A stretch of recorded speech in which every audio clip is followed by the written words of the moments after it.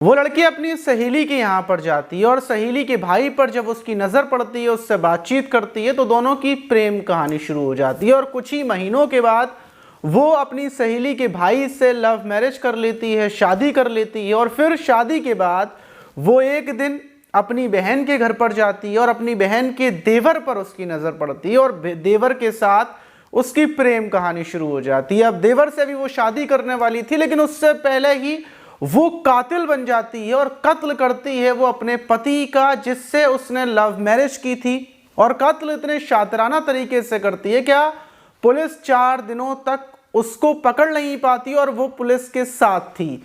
लेकिन उसने कत्ल कैसे किया, पूरी कहानी क्या है, क्योंकि इस कहानी में जिस लड़की से उस लड़के ने लव मैरिज की थी उसको मारने वाली उसी की प्रेमिका थी, वही पत्नी थी जिसके साथ वो रहता था। आखिर क्यों और कैसे कत्ल किया, पूरी कहानी को जब हम बताएंगे तो आप हैरान हो जाएंगे। तो चलते हैं और जानते हैं पूरा मामला। तो दोस्तों, मेरा नाम माज है। उम्मीद है कि आप सब अच्छे होंगे, सुरक्षित होंगे। और जो आज की घटना है वो उत्तर प्रदेश की राजधानी लखनऊ की है और वहाँ का एक वजीरगंज थाना है। 24 जनवरी 2025 की शाम लगभग 5 बजे का टाइम तक है। थाने में एक शख्स आता है और कोतवाल साहब से मिलता है, एक कंप्लेन देता है। वो बोलता है कि मेरा नाम पप्पू सोनकर है और मैं जो कंप्लेन देने आया हूँ गुमशुदगी की, वो अपने छोटे भाई हिमांशु सोनकर की देने आया हूँ। वो 21 जनवरी की रात लगभग 10 बजे के टाइम घर से गया था, कुछ लोगों ने उसको बुलाया था और उसके बाद वो लौटकर वापस नहीं आया। हमने उसको सब जगह ढूंढ लिया, रिश्तेदारों में ढूंढ लिया और आखिर में जब हमें ऐसा लग रहा है कि हमारे भाई के साथ कुछ गलत हुआ है तब आकर हम थाने आए हैं। वैसे हमें ये लग रहा था कि शायद हो सकता है हमारा भाई गुस्से में कहीं चला गया हो, क्योंकि मेरे छोटे भाई की लड़ाई अक्सर पत्नी के साथ होती है, पत्नी के साथ उसका विवाद होता रहता है और उस दिन भी शायद पत्नी के साथ विवाद हुआ था और तब से वो गायब है, कुछ पता नहीं है। कोतवाल साहब रिपोर्ट दर्ज कर लेते हैं और छानबीन में लग जाते हैं। अब पूरे 21 जनवरी से 24 जनवरी लग चुकी थी और 24 जनवरी के बाद पुलिस उसको ढूंढना शुरू करती है। ये जो हिमांशु था, हिमांशु की शादी पायल से हुई थी 3 साल पहले। पायल के साथ ये रहता था और छोटी मोटी जॉब करता था। पुलिस हिमांशु को ढूंढने में लगी हुई थी।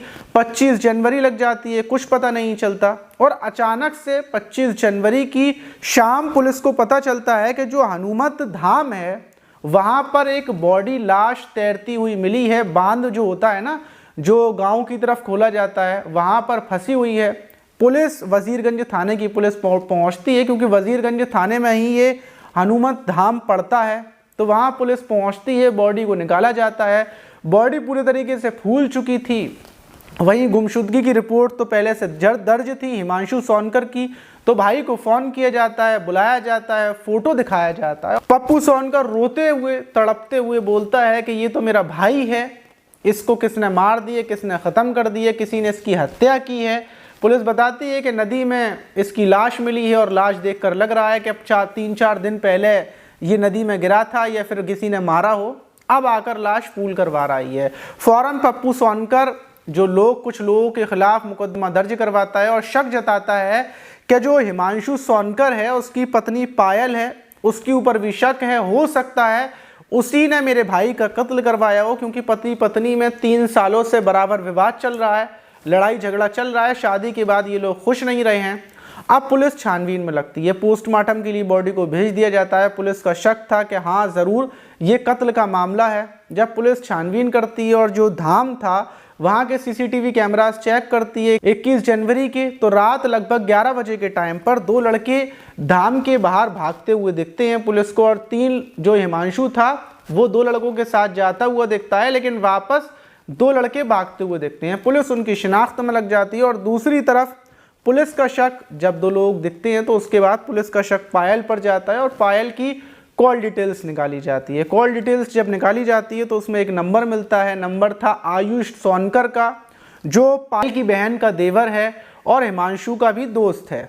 पुलिस उसको उठा लेती है, हिरासत में ले लेती है, इधर पायल को हिरासत में ले लेती है और जब सख्ती से पूछताछ करती है तो मामला खुल जाता है और आयुष सोनकर बताता है कि हाँ उसी ने हत्या की है अपने दोस्त जैकी सोनकर के साथ मिलकर और हत्या करवाने वाली पायल थी। अब पूरी घटना का खुलासा हो चुका था और वहाँ के डीसीपी खुलासा करते हुए बताते हैं कि ये जो पायल थी पायल को शौक था अलग अलग लड़कों से दोस्ती करने का, उनसे बातचीत करने का, और 3 साल पहले 2018 में ये अपनी सहेली की यहाँ पर गई थी और सहेली की यहाँ पर जाने के बाद हिमांशु सोनकर पर इसकी नज़र पड़ी थी, क्योंकि सहेली का भाई हिमांशु सोनकर था।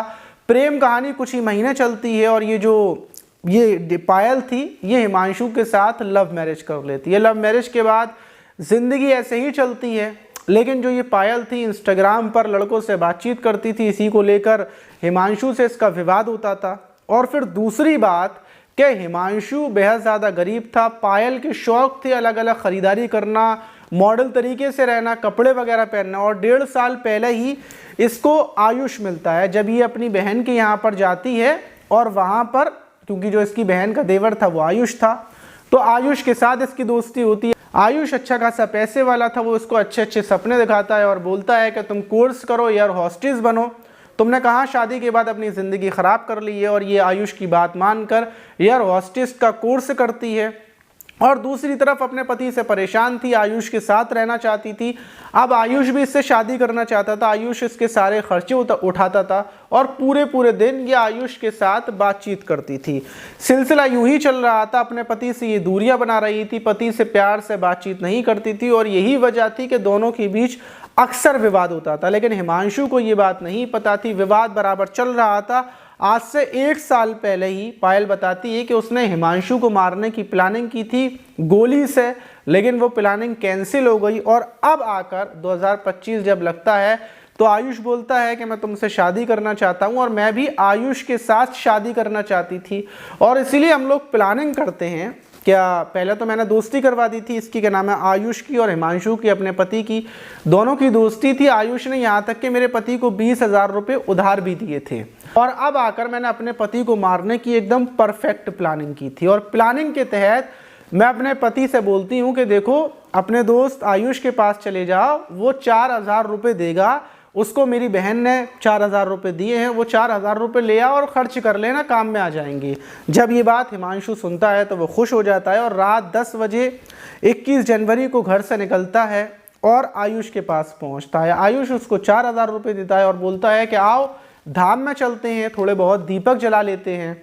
और प्लानिंग के तहत वो धाम पर लेकर पहुंचता है। आयुष और पायल को पता थी कि हिमांशु तैरना नहीं जानता, तो वहीं पर ले जाकर फ़ौरन आयुष अपने दोस्त जैकी को भी बुला लेता है। ये दोनों हिमांशु को ऊपर से नीचे धक्का दे देते हैं। हिमांशु नदी में गिरता है और गिरने के बाद बस फिर क्या, उसका काम ख़त्म हो जाता है। रात का टाइम था, कोई बचाने वाला नहीं था। और फिर आयुष और जैकी वहाँ से भाग जाते हैं। वही सीसीटीवी की रिकॉर्डिंग में आए थे। पुलिस को इतना पता चलता है, पुलिस तीनों को उठाकर जेल भेज देती है। और जब घटना का खुलासा होता है तो हर कोई हैरान था।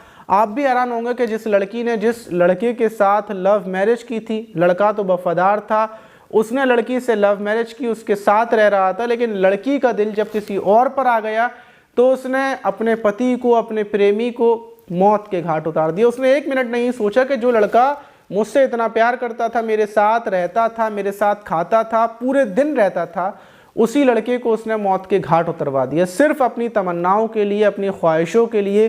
तो आपको इससे बहुत कुछ सीखने को भी मिल सकता है। ये भी सीखने को मिल सकता है कि प्यार, लव मैरिज, ये सब बेकार है। और दूसरी चीज़, दुनिया में अगर कोई ज़रूरी चीज़ है, अगर किसी से आपको प्यार, वफादारी, हर चीज़ मिल सकती है तो वो पैसा है।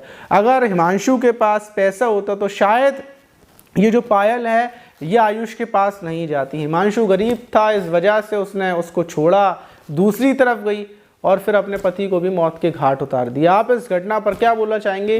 क्या ऐसी घटनाओं पर कैसे रोक लग सकती है और ऐसे आरोपियों को क्या सज़ा मिलनी चाहिए जो प्यार, मोहब्बत, वफा को तोड़कर अपने बस खुशी के लिए ऐसे कांड कर देते हैं? आप इस घटना पर क्या बोलेंगे? कमेंट बॉक्स में ज़रूर बताइए। मिलते हैं किसी और वीडियो में, जब तक के लिए अपना ख्याल रखें।